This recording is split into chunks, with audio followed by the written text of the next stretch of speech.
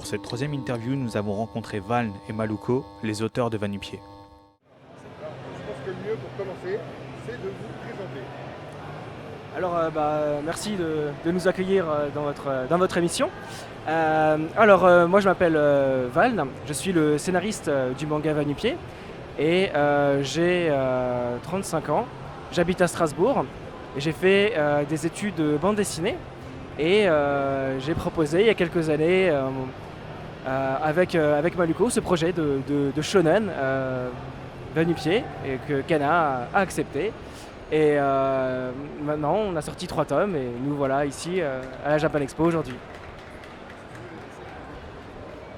Du coup, bonjour, moi c'est Maluko, j'ai également 35 ans, je suis le dessinateur de Va-Nu-Pieds. J'ai fait des études de dessin après un bac S et avant de faire Va-Nu-Pieds, j'ai vendu des fanarts sur des conventions type Japan Expo.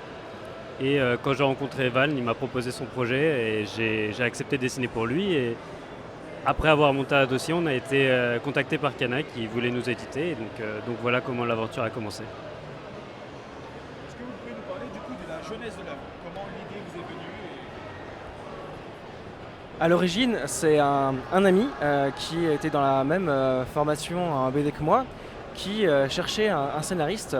Il avait un projet, il avait une vision en tête, celle d'un gamin qui portait juste un paille et qui affrontait un personnage qui avait plein de vêtements.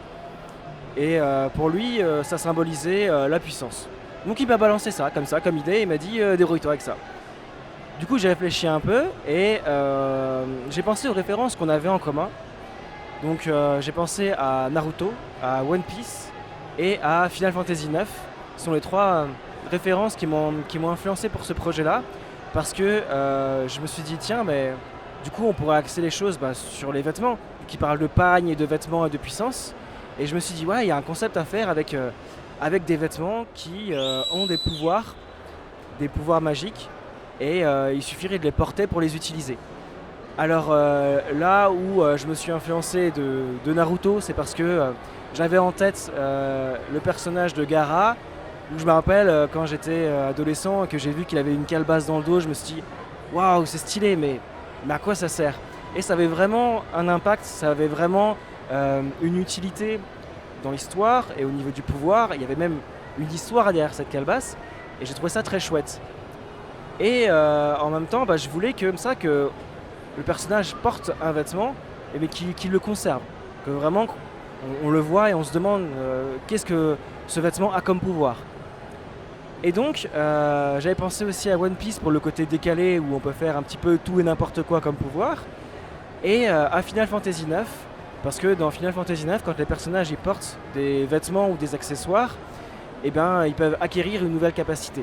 Mais ensuite, ils l'enlèvent. Et dans le manga, il faut que ce soit visuel, du coup, d'où le côté influence Naruto visuel. Et donc, je suis parti de là pour le concept et j'avais envie de faire une histoire qui se passe dans un pays, ou en tout cas dans un environnement qui soit un peu exotique, mais pas trop. Et je me suis dit, tiens, le Moyen-Orient, c'est sympa par rapport à ce que nous, Européens, on a l'habitude de voir. C'est un peu différent, mais en même temps, c'est pas l'Extrême-Orient non plus. On n'est pas encore au Japon, on n'est pas en Asie. Et j'avais envie de commencer mon histoire par là. Et donc je suis resté dans les codes que j'aimais beaucoup, du shonen neketsu typique, avec un personnage qui va devenir de plus en plus fort, avec de l'aventure, de la magie, des pouvoirs, de l'humour. Et j'ai commencé à bâtir mon histoire là-dessus. Et donc c'est comme ça qu'on arrive avec notre héros qui arrive aux abords d'une ville du Moyen-Orient où il fait beau, il fait chaud, mais il y a un événement particulier, c'est tempête de neige et c'est comme ça que ça commence. Et voilà, je suis parti de ce pitch-là. Alors moi j'ai ressenti une grosse inspiration à Aladdin. C'est dans ma tête ou il y avait quelque chose? Alors peut-être que Aladdin, qui est un personnage que j'aime beaucoup, m'a influencé, mais peut-être plus inconsciemment que consciemment. Après, je comprends en voyant l'univers qu'on peut penser à ça. Et puis aussi graphiquement, notamment sur le personnage de Malfrio, il y a aussi des influences d'Aladin, je crois. Non, ouais, je pense que les influences d'Alana viennent pour beaucoup du dessin parce que quand, quand Val m'a proposé le projet, du coup, il m'a dit que ça se passait dans une ville typée Moyen-Orient et moi, dans mon imaginaire, on me dit Moyen-Orient, fantasy. Moi, j'avais Agrabah tout de suite, donc le palais, les maisons, tout. Et comme il dit, Malfrio, au final, on m'a souvent dit qu'il ressemblait à Jafar et j'en parle un peu dans le premier tome que je l'ai imaginé vraiment comme un. Alors, pas j'ai pas voulu recopier Jafar, mais c'est vrai que je l'ai imaginé comme un méchant de Disney. Et, euh, et c'est vrai que oui, il y a une certaine similarité. Donc je pense que ça vient de moi et de mon imaginaire. Voilà, tout simplement. Est-ce que du coup c'était en fait une approche aussi que vous aviez voulu donner ou alors pas du tout? Alors, c'est vrai que ça joue dans le sens où le personnage principal, au départ, quand on le voit, bah, il paye pas forcément de mine. Il a juste ce pauvre short et on se dit bon bah il est pas très puissant quoi.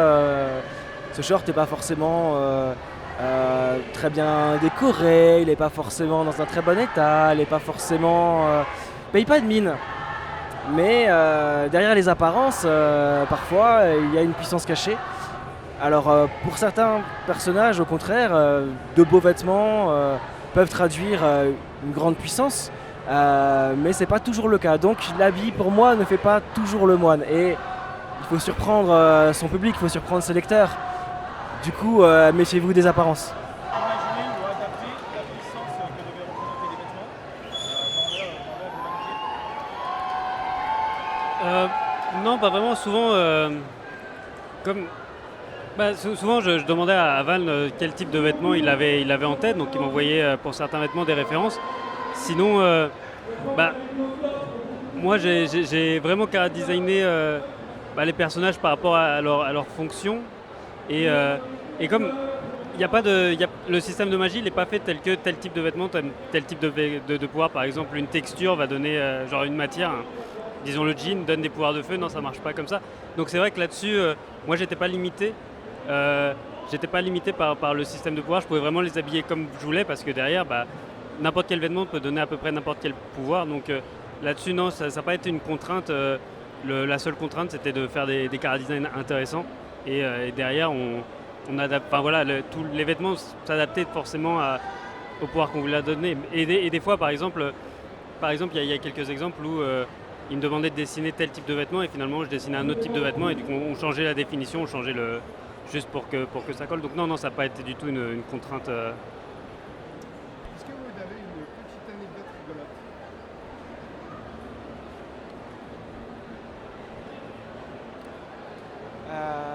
Qu'est-ce qu'on pourra... oui, c'est que dans le manga, il y a des fois des petits clins d'œil à d'autres histoires qui nous ont marqués.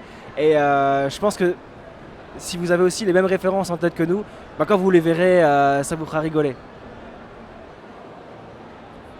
Non, une anecdote, un moment assez tôt dans le tome, il y a un personnage qui vient collecter des vêtements. Et donc pour collecter ces vêtements, il a donc une charrue qui est tractée. Alors sur les storyboards, ça aurait dû être tracté par des chevaux. Mais moi, j'avais pas envie de dessiner des chevaux, donc j'ai dessiné une autruche. Et Val m'a dit non, mais une autruche, elle peut pas tracter ça. Et je lui ai dit non, mais c'est pas une autruche, c'est un autre animal de cet univers, et donc elle peut. Et du coup, moi, c'était parce que je voulais pas dessiner deux chevaux, je voulais pas dessiner deux autruches, donc j'en ai dessiné une qui n'est pas tout à fait une autruche. Et derrière, il s'en est servi, et il a gardé cette idée de une autruche, c'est peu pour tracter le chariot, et donc à un moment, il y a une petite blague sur le fait que la pauvre autruche, elle est fatiguée de courir avec le chariot derrière. Concernant votre œuvre, à l'heure actuelle, elle est considérée comme terminée en 3 tomes. Ça va être certainement un arc. Est-ce que... Alors oui, j'avais pensé à 7 tomes. J'aurais bien voulu aller jusqu'à 7 tomes. Et même là, j'aurais pu aller plus loin encore. Ça aurait pu être aussi le point de départ pour une aventure encore plus grande. Mais au bout d'un moment, je pense qu'il faut aussi savoir s'arrêter. J'aurais pas voulu faire une histoire qui dépasse les 20 tomes. Que ce soit en tant que lecteur ou en tant que créateur, je pense qu'à un moment, il faut aussi savoir s'arrêter. On ne peut pas forcément faire des œuvres de 50, ou 70 ou 100 tomes comme les auteurs japonais. Peut-être que certains y arriveront, mais ça me semble quand même assez difficile pour un auteur français d'arriver jusque-là. Question qu'on pose à tous nos invités. Si vous étiez un animal, vous seriez quoi? Bah, moi, je pense que un pingouin, enfin un manchot parce que ça a toujours été mon animal préféré. Et j'aime bien parce que c'est un manchot, il a beaucoup de qualités, il est persévérant, il survit dans un environnement vraiment inhospitalier et il y arrive quoi. Et au-delà de ça, bon, pour le côté romantique, un manchot il se met en couple une fois et il reste toute sa vie avec. Et du coup, c'est un animal que je trouve très très classe. Voilà. Alors je sais pas du tout s'il me représenterait vraiment, mais je pense que je serais un chat. Glander, rien faire, ça me paraît pas mal comme programme, hein. J'ai l'impression qu'ils ont la belle vie et je me dis ouais en fait c'est un bel objectif. Je crois que c'est ça en fait, le paradis, c'est juste de glander, d'être bien et d'être posé.